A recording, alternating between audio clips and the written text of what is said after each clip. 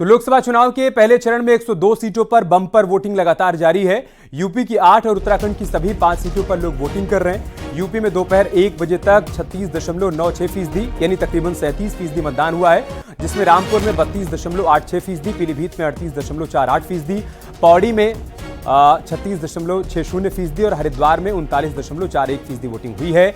चुनाव को लेकर सुरक्षा के पुख्ता इंतजाम किए गए हैं। सभी पोलिंग बूथों पर सुरक्षा बलों की तैनाती की गई है ताकि बिना किसी बाधा के निष्पक्ष चुनाव संपन्न करवाया जा सके। ग्राफिक्स के जरिए भी हम 1 बजे तक की तस्वीर आपके सामने रख रहे हैं। न्यूज 18 के हेडक्वार्टर पर हमने ग्राफिक्स के जरिए बहुत आसान तरीके से आपके सामने वो डेटा रखने की कोशिश की। आप देखिए कहां पर कितने फीसदी मतदान हुआ है। रामपुर में 32.86% मतदान हुआ है। ये 1 बजे तक के आंकड़े हम आपके सामने रख रहे हैं। चूंकि 3 बज गया है, बहुत जल्द 3 बजे के आंकड़े भी रिलीज किए जाएंगे निर्वाचन आयोग की तरफ से, वो भी हम आपके साथ साझा करेंगे। लेकिन 1 बजे तक आप देखिए मुरादाबाद, पीलीभीत, मुजफ्फरनगर, सहारनपुर में कितने फीसदी वोटिंग हुई है। सहारनपुर में सबसे ज्यादा वोटिंग देखने को मिली है।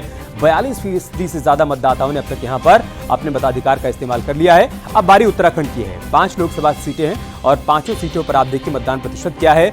अल्मोड़ा में 32% के आसपास, गढ़वाल में 36%, हरिद्वार में 44%, नैनीताल में 40%, टिहरी गढ़वाल में 35.29% मतदान हुआ है। सर्वाधिक हरिद्वार में 44% वोटर्स ने अब तक अपने मताधिकार का इस्तेमाल किया है। जिन लोगों ने वोट नहीं किया है उनसे न्यूज 18 लगातार अपील कर रहा है, लोकतंत्र के इस महापर्व का हिस्सा बनिए। 5 साल में आपको एक बार यह मौका मिलता है जब आप अपने सांसद को चुनते हैं। ऐसे में घर से निकलिए, वोटिंग करिए, सेल्फी लीजिए, वो सेल्फी हमारे साथ शेयर करिए। ये देखिए आप, अल्मोड़ा में 32.60% मतदान हुआ है 1 बजे तक। गढ़वाल की बात करें तो यहां पर भी 36.60% हुआ है। हरिद्वार सबसे ज्यादा 44% यहां पर हुआ है। नैनीताल में भी ठीक ठाक वोटिंग अभी तक हो गई है। 40% से अधिक लोगों ने यहां पर अपने मताधिकार का इस्तेमाल किया है। टिहरी गढ़वाल में 35.29% लोग अब तक अपना वोट कर चुके हैं।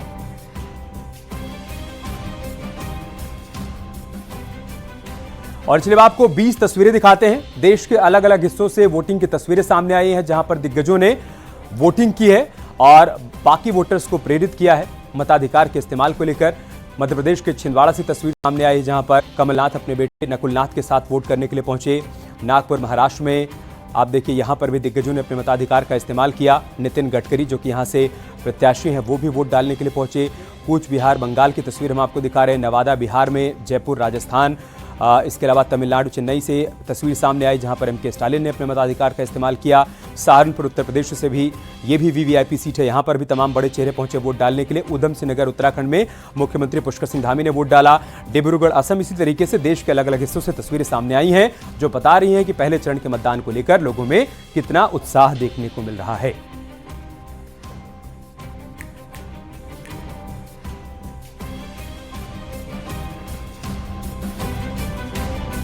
देश भर में लोकसभा चुनाव के लिए पहले राउंड की वोटिंग जारी है। यूपी की बात करें तो यहां पर 8 सीटों पर मतदान चल रहा है।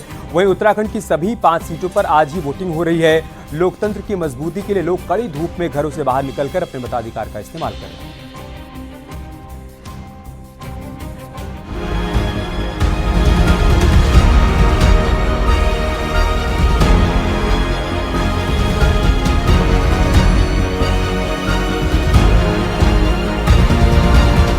उत्तराखंड के सीएम धामी ने मतदान से पहले पूजा की, फिर परिवार के साथ मतदान के लिए पहुंचे। गौर करने वाली बात यह है कि सीएम धामी वोटर्स की लाइन में लगे, फिर मतदान किया।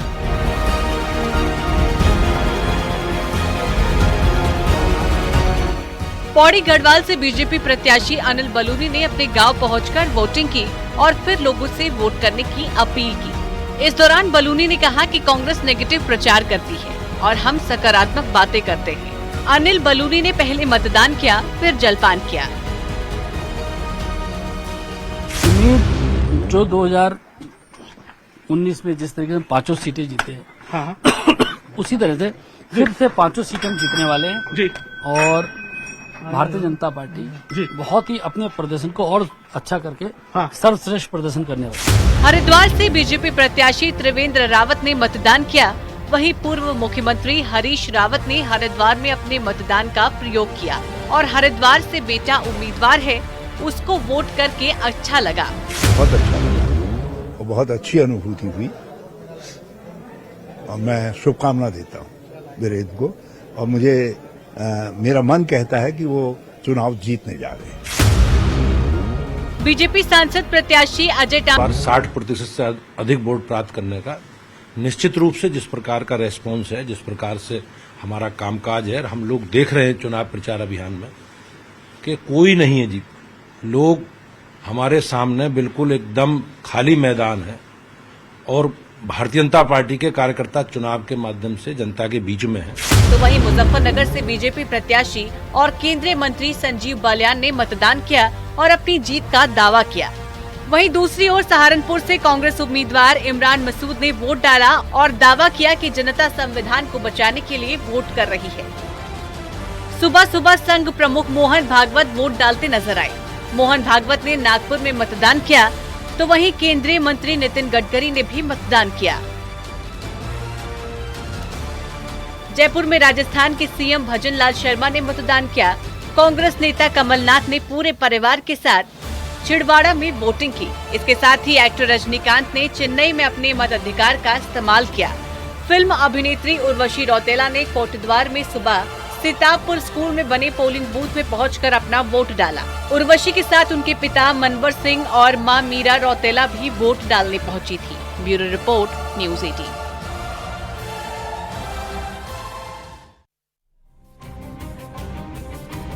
और पहले चरण के रण पर बातचीत करने के लिए खास मेहमान भी हमारे साथ जुड़ चुके हैं। तारिक खान समाजवादी पार्टी के प्रवक्ता हमारे साथ जुड़ चुके हैं। ज्ञानेश श्रीवास्तव जी हमारे साथ जुड़ चुके हैं, आप वरिष्ठ पत्रकार हैं। ज्ञानेश जी, मैं शुरुआत आपसे कर रहा हूं। एक तरफ जहां विपक्ष की तरफ से लगातार ये बात कही जा रही है, हर मंच से कही जा रही है कि ये चुनाव लोकतंत्र को बचाने का चुनाव है, ये चुनाव देश को बचाने का चुनाव है, तो दूसरी तरफ सत्ता पक्ष की तरफ से बात कही जा रही है कि ये चुनाव देश को विकसित भारत बनाने का चुनाव है। पब्लिक इस चुनाव को किस तरीके से देख रही है? पब्लिक चुनाव को चुनाव की तरह ही देखती है, क्योंकि पॉलिटिकल पार्टी का अपना एक नजरिया होता है पेश करने का, चुनाव जीतने का एक हथकंडा भी कह सकते हैं इसको, या इसको कह सकते हैं कि स्ट्रेटजी कह सकते हैं। जैसे बीजेपी ने 400 नारे का नारा दिया, उसको काटने के लिए चूंकि तमाम एजेंसियों को लेकर जिस तरह से दुरुपयोग की जो शिकायतें आई हैं, उससे इस बार ये नैरेटिव बनाने की कोशिश की जा रही है कि इस बार अगर आप नहीं हराते हैं बीजेपी को या मोदी को, तो शायद दोबारा चुनाव नहीं होगा। ये एक नैरेटिव है। पब्लिक के मन में क्या है ये किसी को पता नहीं। पब्लिक क्या करेगी ये अगर पता हो जाए तो फिर चुनाव के मायने ही बदल जाएंगे। इसलिए नहीं, क्या पब्लिक को भी लग रहा है क्या, जैसे विपक्ष बार बार पब्लिक के बीच में जाकर ये कह रहा है कि भाई देखिए अगर इस बार आपने लोकतंत्र को नहीं बचाया तो आगे चुनाव होगा नहीं, लोकतंत्र खतरे में है, तो क्या पब्लिक को भी लग रहा है क्या कि लोकतंत्र खतरे में है? नहीं, ऐसा नहीं कह सकते कि लोकतंत्र खतरे में है, लेकिन विपक्ष का जो आरोप है ना, ये अपने नैरेटिव सेट करने में कामयाब रही है। और पब्लिक के बीच में इस बात की चर्चा जरूर है कि मोदी सरकार की जिस तरह से एजेंसियां विपक्ष पर लगातार वो जेल भेजे जा रहे हैं और छापामारी हो रही है, तो एक नैरेटिव सेट करने की तो कोशिश में मोदी सरकार ने जो की, उससे विपक्ष को मौका मिला ये नैरेटिव सेट करने के लिए कि ये संविधान को बदल देंगे। और दो चार नेताओं का जो बयान आया कि अगर आप ज्यादा बहुमत देंगे तो संविधान बदल देंगे, तो समझिए एक छोटे से बयान को पकड़ करके, जैसे मोदी जी बात करते हैं कि ये राम मंदिर नहीं गए थे, उसी तरीके से विपक्ष भी किसी भी नेता के एक छोटे से बयान को पकड़ती है और उसको नैरेटिव सेट करती है। ये चुनाव के दरमियान हर बार होता है, ऐसे कोई नई बात नहीं है। चुनाव में देखिए स्ट्रेटजी बनती है। पीएम ने अलग अलग मंच से कहा कि संविधान तो अब हम क्या, बाबा साहब भी आ जाएं तो नहीं खत्म कर सकते हैं, उसमें संशोधन होते रहते हैं समय समय पर, और अतीत में जो सरकारें रही उन्होंने भी किया है। तारिक खान साहब, इसका मतलब ये हुआ कि देखिए प्रधानमंत्री के मुंह से अगर ये बात आ रही है, इसका मतलब कि विपक्ष ने जो नैरेटिव बनाया वो पहुंच गया प्रधानमंत्री, तभी जवाब देना पड़ा जी। तारिक खान साहब, सुबह से जितने बयान सामने आ रहे हैं बीजेपी नेताओं के, चाहे पार्टी अध्यक्ष की बात करें या फिर मुजफ्फरनगर से प्रत्याशी संजीव बालियान की बात करें, वो कह रहे हैं देखिए पछुआ हवा चल गई है और ये हवा किसानों के लिए भी अच्छी होती है, नेताओं के लिए भी, हमारे लिए शुभ संकेत मिल गए हैं। पश्चिम से जो हवा चली है वो पूरब तक हमें फायदा पहुंचाएगी। उस पर भी ध्यान रखें भारतीय जनता पार्टी की, वो किधर चल रही है, किधर चलेगी और आने वाले वक्त में वेस्टर्न यूपी में किस तरफ चलेगी। लल्लू सिंह छोटे नेता होंगे आपकी नजर में। लल्लू सिंह ने कहा कि ज्यादा सीट इसलिए चाहिए क्योंकि संविधान को बदलना। अब लल्लू सिंह छोटे नेता होंगे, मैं वहीं से आता हूँ, कई बार विधायक, सांसद, फैजाबाद के बहुत बड़े नेता, और उनके तमाम लोग कहते हैं कि जब हमें ज्यादा सीट इसलिए चाहिए, वैसे तो 272 ही चाहिए, तो 272 से बहुत ज्यादा इसलिए चाहिए कि संविधान बदलेंगे। तो लल्लू सिंह समाजवादी पार्टी से लड़ रहे हैं फैजाबाद से, सिंबल उनका साइकिल है, ऐसा है, सिंबल उनका कमल का। अब जब लल्लू सिंह कह रहे हैं तो हम सवाल पूछते हैं कि भाई क्या बदलेंगे, कैसे बदलेंगे, बता दीजिए। क्या आरक्षण को खत्म करेंगे या जो मंडल कमीशन की सिफारिशें थी उसको खत्म करेंगे? तो करेंगे क्या, कैसे क्या करेंगे? और कह देने से कुछ, तो मोदी जी ने कहा तो बहुत कुछ है, उस पे मत जाइए कि हम कोई संविधान, बाबा साहब खुद आ जाए तो बाबा साहब खुद तो आएंगे ही, तो संविधान नहीं बदलेगा। लेकिन आपने बहुत से ऐसे चेंज किए जो संविधान के मूल ढांचे, जब सुप्रीम कोर्ट ने इलेक्टोरल बॉन्ड को रद्द किया तो कहा कि जो फंडामेंटल राइट की धारा 19 है उसकी अवहेलना हुई। और धारा 19 क्या कहती है? धारा 19 कहती है फ्रीडम ऑफ स्पीच और फ्रीडम ऑफ एक्सप्रेशन, और उसी एक्सप्रेशन के तहत जनता को अधिकार है ये जानने का कि चंदा किसने दिया। आपने कहा सिर्फ सरकार जान सकती है, मतलब क्या है कि कानून ऐसा बनाया जो एक फंडामेंटल राइट को ब्रीच करता है, मतलब उसको काटता है। सुप्रीम कोर्ट ने कहा ऐसी कानून नहीं बना सकते जो फंडामेंटल आर्टिकल है उनको ब्रीच कर। तो आपने तो काम ऐसे किए, इसलिए शक होता है भाई। काम ही ऐसे करोगे तो शक तो होगा ना, पूछेंगे कि क्या बदलोगे। ये शक किसी एक पर नहीं होता, ये शक राजनीति में जितने लोग शामिल हैं सभी पर है। देखिए, चंदे को लेकर कोई गंगा की तरह पवित्र नहीं है, ये बात तो आम पब्लिक बहुत अच्छी तरीके से समझती है। बाकी रही बात यह कि आप जिन मुद्दों को गिना रहे हैं इसको पब्लिक के बीच में कितनी पुरजोर तरीके से रखने में आप कामयाब रहे हैं, इसी पर चर्चा को आगे बढ़ाएंगे एक छोटे से ब्रेक के बाद।